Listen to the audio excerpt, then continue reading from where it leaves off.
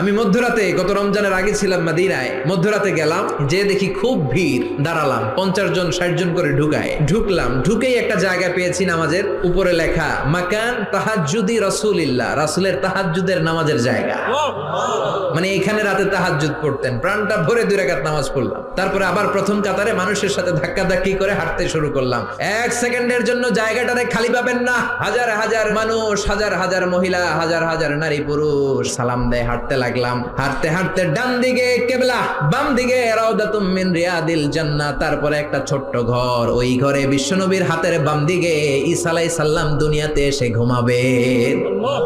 ইন্তেকালের পরে ওইখানে হবে ওনার কবর। এরপর একটু আগাবেন, লেখা মুহাম্মদ রাসূলুল্লাহ। সহ্য হবে আপনার? নিজেরা সামলাতে পারবেন? পারবেন।